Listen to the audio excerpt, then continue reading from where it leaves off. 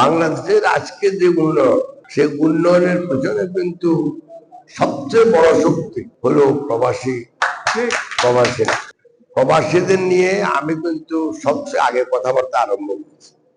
2000 সালেই আমি এটা নিয়ে সরকারের সাথে অনেক জ্ঞান দরবার করছি। কারণ আমাদের বৈদেশিক আয় অর্জনের দুটা রাস্তা, একটা হলো রপ্তানি করা, আর একটা হলো যেটা আসে। একটু আগে আমাদের সম্মানিত সভাপতি সাহেব বলছেন যে যারা রপ্তানি করে তাদের বেশিরভাগ আবার ওই আমদানি করতে হবে। এখন তো একটু কমতেছে দিন দিন, বাট ওটারও একটা বড় ব্যাপার আছে কিন্তু, যে ওটা একটা বিরাট কর্মসংস্থানের জায়গা। কারণ আমাদের যা রপ্তানি আমরা করি তাহলে এখনো 82% গার্মেন্ট বা গার্মেন্টের রিলেটেড। আপনারা যারা বিদেশে আছেন তখন আমি মনে করি তারা একটা, আপনি যে নামে অবহিত করেন, প্রবাসী বলেন, রিমিটেন্স যোদ্ধা বলেন, নাম নিয়ে কোনো কথা নাই, কিন্তু বাংলাদেশের আজকে যে উন্নয়ন, সেই উন্নয়নের পেছনে কিন্তু সবচেয়ে বড় শক্তি হলো প্রবাসীরা। একদিক দিয়ে দুটো জিনিস আপনারা দেখবেন যে আমার এই বইটি আমি দেখছি 2000 সালে, সেখানে কিন্তু নিরাপত্তা জনিত কোনো জিনিস নাই। 2000 সনে আমাদের সমাজের অবস্থা এত খারাপ ছিল না। হ্যাঁ, তখন এটা এই দল করে, এটা সে দল করে, এটা এই ধর্ম, এটা ওই ধর্ম, এগুলি খুব একটা বেশি ছিল না আমাদের। তো এটা আমার জন্য কোনো কনসার্নও ছিল না। এখন ব্যাপারটা হলো নতুন করে যে সমস্যাটা আপনারা বললেন, এই যে আমাদের একটা নিরাপত্তা জড়িত, আপনার বিদেশে থাকে, আপনার ছেলে বা মেয়েরা এখানে লেখাপড়া করে, তো অবভিয়াসলি যে কোনো বাপেই 24 ঘন্টা চিন্তা থাকে, ভাই আমার পরিবার ঠিক আছে কিনা। নিরাপত্তা আমাদের এই এলাকার জন্য একটা বেশি সমস্যা আমি যা মনে করি।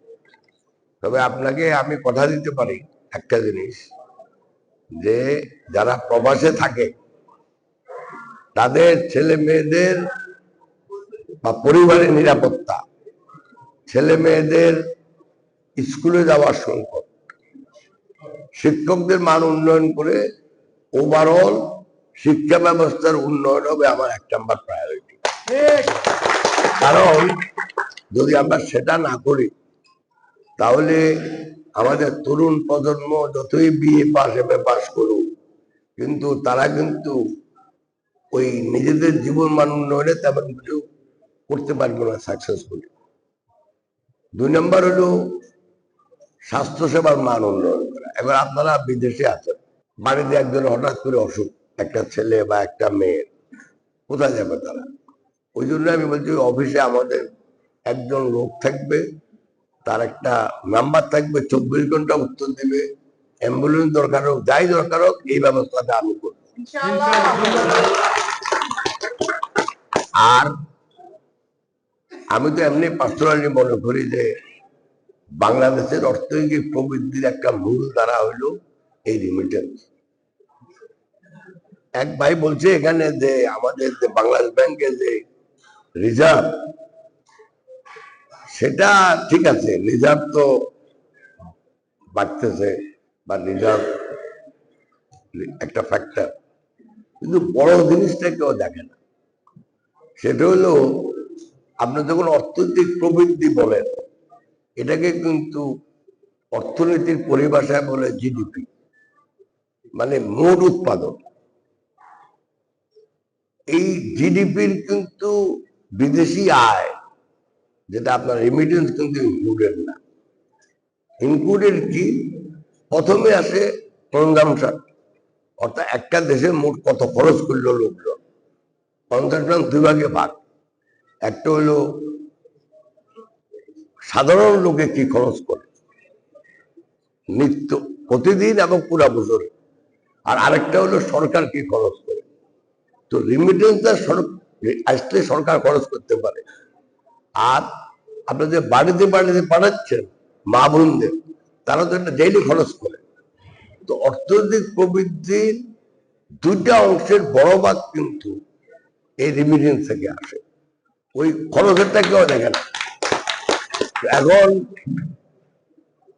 আপনাদের এটা বললেও অসুবিধা যে বুঝবার মতো লোকও নাই বাংলাদেশে এখন, যেগুলি বুঝবার মতো সব বিদেশে চলে গেছে আপনাদের মতো, আর যেগুলি না বুঝার মতো আছে, যত রকমের চুলি দাড়ি চাঁদাবাজি আছে, আমরা দেশে থাকি গেছি।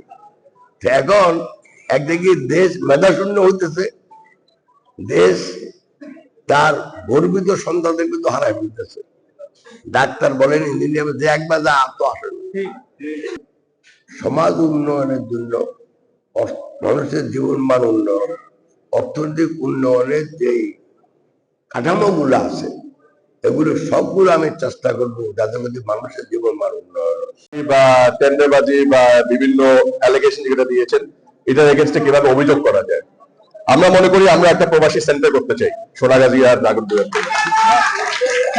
আমাদের আগামী এমপি যদি আব্দুল মিন্টু সাহেব হয়, আমরা ওই এমপি অফিসে দুটো অফিস করবো, দুই উপজেলা দুটো অফিস হবে।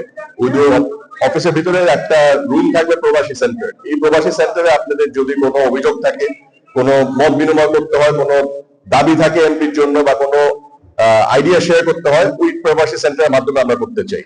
ধন্যবাদ। এটার সাথে আমাদের একটা হটলাইন থাকবে প্রবাসীদের জন্য, যেহেতু আপনারা বিদেশে থাকেন, বেশিরভাগ আপনাদের পরিবার এখানে থাকে।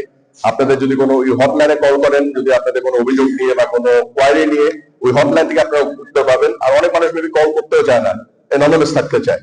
অ্যানোনিমাসের জন্য আমরা একটা ওয়েবসাইট করবো প্রবাসীদের জন্য, যেখানে আপনাদের অভিযোগ, আপনাদের কমপ্লেইন, আপনাদের মানে পরিচয় গোপন রেখে যেন আপনারা এই কমপ্লেইন গুলি করতে পারেন, যেন আমরা তদন্ত করে, সুষ্ঠুভাবে তদন্ত করে আমরা ওটা অ্যালিগেশন গুলি মোকাবেলা করব। এবং আমাদের এখানে একটা মেইন সমস্যা, যেটা আপনারা প্রবাসীরা দেখেন বিদেশে, একটা ইমার্জেন্সি হটলাইন সার্ভিস থাকে, যেখানে আপনারা একটা জায়গায় কল করলে পুলিশ চলে আসে, ফায়ার সার্ভিস চলে আসে এবং মেডিকেল সার্ভিস চলে আসে। আমরা বিশ্বাস করি বাংলাদেশে এটা একটা বড় ল্যাকিংস। দাগনভূঞা সোনাগাজীর জন্য আমরা একটা ইমার্জেন্সি সার্ভিস সেন্টার বলতে চাই, যেখানে একটা জায়গায় ফোন কল করলে ওই সেন্টারের মাধ্যমে পুলিশ হোক, ফার্স্ট এইড হোক বা ইমার্জেন্সি ফায়ার সার্ভিস হোক, ওনারা আপনাদের কাছে চলে আসতে পারবে। তারপরে আমাদের আরেকটা জিনিস হলো, আমার বড় ভাই বলেছিল ক্রীড়া নিয়ে অনেক কাজ করতে হবে। আপনারা একটা কথা বলেছেন, মাদক এবং কিশোর গ্যাং নিয়ে একটা সমস্যা আমাদের এখানে। আমরা যদি আমাদের তরুণদেরকে ক্রীড়াতে নিয়ে যেতে পারি, আবার ফুটবল, ক্রিকেট, কাবাডি, ব্যাডমিন্টন, মানে যা যা খেলা আছে, আমরা বিশ্বাস করি ওনাদেরকে আমরা একবার সব পথে নিয়ে আসতে পারবো। এটার জন্য আমাদের যা যা করণীয়, আমরা একটা স্পোর্টস কমপ্লেক্স করতে চাই, কোনো জায়গায় মডেল স্পোর্টস কমপ্লেক্স, এখানে তরুণরা যায় খেলতে পারবে। আর আমরা চাই এই সমাজ থেকে যেন আগামী তরুণ খেলোয়াড়রা চলে আসতে পারে ফুটবলে বা ক্রিকেটে বা অন্য অন্য যে স্পোর্টস গুলি আছে। এটার মাধ্যমে কিন্তু একটা স্পোর্টস ডেভেলপমেন্ট সেন্টারের মাধ্যমে কিন্তু আমরা আগামীর খেলোয়াড়দেরকে গড়ে উঠাবো।